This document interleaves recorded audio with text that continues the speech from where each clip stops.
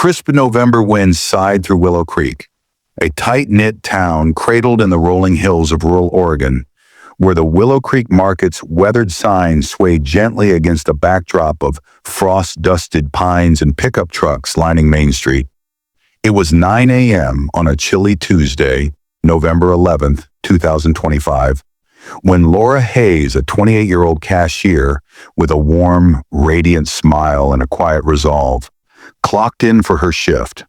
Her dark hair was swept into a practical ponytail, her faded apron a badge of her 4 years of hard work, and she greeted each customer with a cheerful, "Good morning, folks," scanning groceries with deft hands, swapping tales of the latest Santiam wagon train, and proving she was the store's fastest cashier. Laura loved this job. It was the lifeline for her family. Her mother, Ellen, wrestled with arthritis thanks to Laura's insurance, while her 20-year-old brother, Ethan, chased his sophomore year at Willamette Community College, his tuition riding on her earnings. Unbeknownst to her, this Veterans Day would unravel her world and stitch it back together in a way she'd never dreamed. By 1 p.m., the store buzzed with the lunch rush, loggers hauling supplies, kids sneaking candy from the aisles. An elderly man shuffled in, his frail hands clutching a worn basket. George Buddy Larson, an 83-year-old Korean War veteran with kind blue eyes and a stoop frame, wore a frayed army jacket, its metals dulled by decades of service. Laura's face lit up. "Hey, buddy, how's my favorite vet holding steady today?" He offered a tired grin. "Just muddling through, Laura. I need my heart meds, but food's the priority." She nodded with empathy and began scanning his haul. Canned soup, a loaf of bread, a block of cheddar, apples, a gallon of milk, and a small bag of coffee, totaling $95.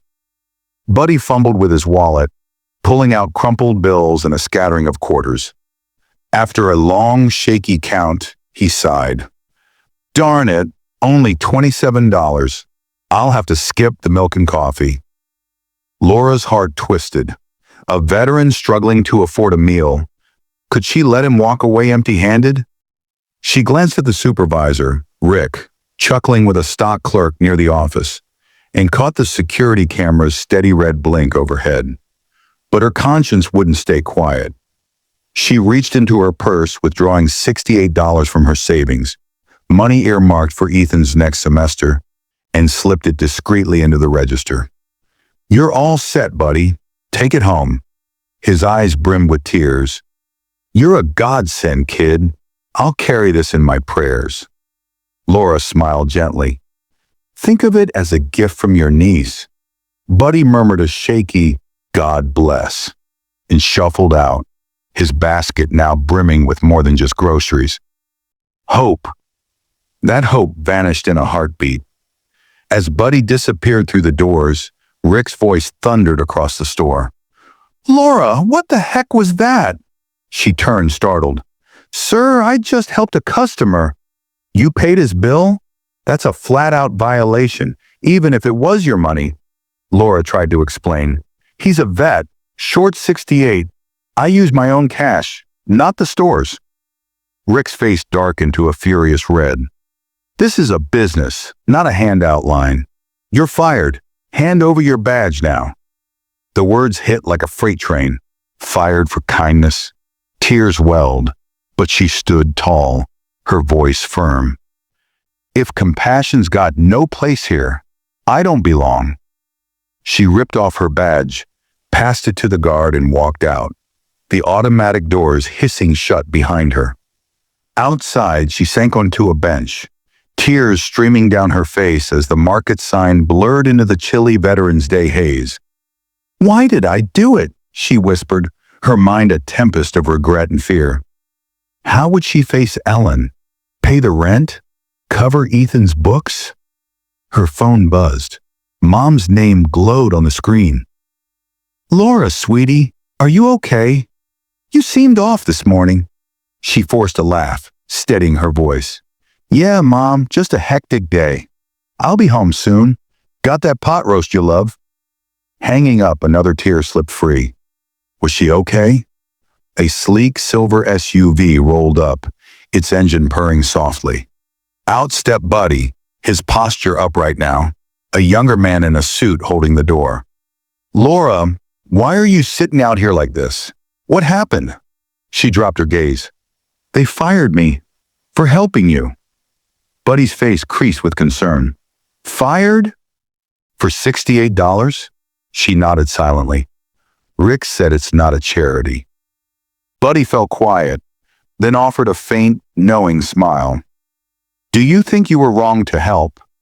No, she replied, her voice breaking with emotion. But maybe goodness doesn't count in this world. Buddy's eyes softened with wisdom. It does, Laura, just not always right away. And I've got something to share. Her breath caught as he continued. That store? It's mine. I opened it 35 years ago, but my health's been failing. My son and Rick have been running it. Laura stared, disbelief flooding her. You own it? Buddy chuckled warmly. Yes, and the man you helped is the owner. You acted from the heart, and that's your greatest strength. Tears flowed freely. I just saw you needed help. He placed a weathered hand on her shoulder. That's why you're my new manager. Start tomorrow. Laura blinked, stunned into silence. Me? I've never managed a thing. Buddy grinned, his eyes twinkling. You've got heart, honesty, and grit. Qualities no degree can match. A surge of joy mingled with disbelief as she realized this Veterans Day had transformed her life. From a fired cashier to a leader in mere hours. Buddy added, tomorrow you'll set Rick straight. This place will stand for decency from now on. The next morning, Laura strode into the market, now the manager. Rick's jaw dropped. What are you doing here? She met his gaze with a calm smile. I'm the new manager, and my first move is to rewrite the rules. Help, not rejection, starts today. Buddy stepped forward, his voice resolute. From this day forward, this store will honor humanity. No one leaves here in need. But the story didn't end there. That afternoon, a local blogger caught wind of the tale, posting "Fired for Kindness, Promoted for Heart" on a viral community page. The story exploded across YouTube Shorts, featuring Laura's tearful reunion with Buddy and her first act as manager, gifting free groceries to a laid-off logger, all captured on her phone for the world to see. The town rallied. St. Patrick's Church launched a potluck fundraiser, high school kids held a car wash, and Willow Creek blossomed into a beacon of hope. Weeks later, at the annual Christmas tree lighting, Buddy stood beside Laura, presenting her with a community service plaque, as children handed out handmade ornaments and carolers filled the air with Silent Night. The crowd cheered, their applause echoing through the frosty night. Laura took a deep, steadying breath. This taught me that goodness always prevails, even if it takes time. Her unwavering dedication elevated her from a fired cashier to a cherished town icon. This story reminds us, when you act with a good heart, the world will rise to meet you. If this touched your soul, share it. Tag a friend who'd help like Laura, and drop your own kindness story in the comments below.